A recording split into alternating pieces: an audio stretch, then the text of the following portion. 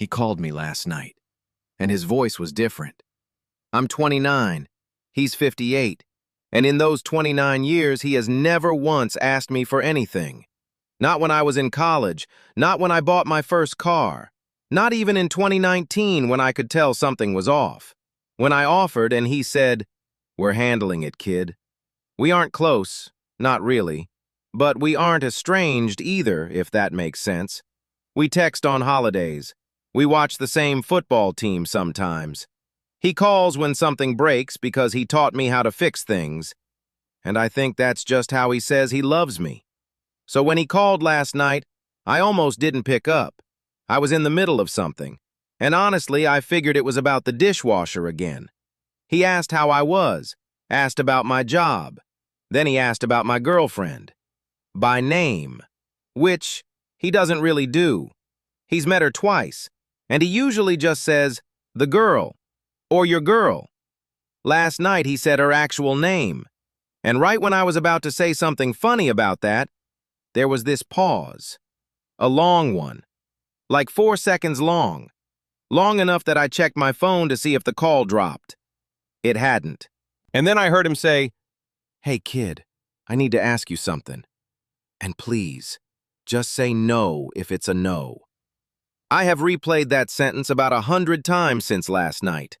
The "please just say no if it's a no." Because in 29 years, he has never opened a sentence to me like that. He needs $8,400 by the end of the month, and he didn't say what for. He said, "Stuff caught up with me." That was the phrase. Stuff caught up with me. And the whole time he was saying it, I could hear my mother in the background, just not saying anything. And somehow that was the loudest part of the call. That silence from her. For context, I have some money saved, a lot of side hustles, a lot of spreadsheets. I have a whole identity built around being the responsible one in my family, because nobody else was and someone had to be. That money was never supposed to be touched. It had its own little name in my notes, future me money. That's literally what I called it. And I know what I'm going to do. I think I knew the second the call ended. Future me is gonna wait. That's fine. That's what the money is for when you really think about it. The thing I can't get past is that he has never once asked me for anything. Not anything. And he had to call me last night and ask for this, which means whatever it is, he has already tried every other door. I've been awake since the phone call, just staring at the ceiling and replaying that pause. And here is the part that I keep tripping on. Am I allowed to be a little bit sad about this? Like, not about the money. The money is nothing. Sad about something I can't fully name. Maybe it's the realization that he's not invincible. Maybe it's that the version of him I had in my head hasn't matched the real him for years, and I just refuse to update it. Or maybe the sad is older than this phone call. Maybe it's about being 9 and watching him fix everything without anyone ever helping him, and nobody ever asking if he was okay. And maybe a part of me is sad because I am about to do something that he has never, in his entire life, let himself receive. I don't know. I don't think there is a clean answer to that.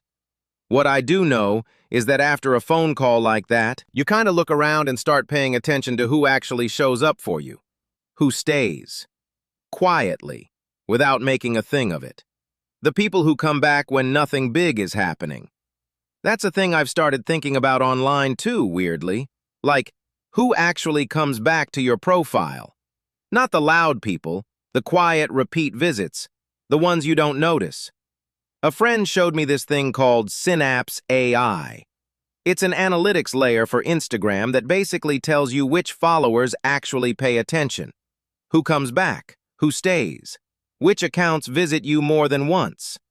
Link is in the description if you want to play with it. Anyway, I'm going to call him back in a couple of hours. I'm going to tell him the money's already on the way. And then I'm going to ask him about his week. And I'm just going to let him talk. Because for the first time in 29 years, my dad needed something from me. And the only thing I can think about is whether he's been needing things this whole time, and I just never noticed.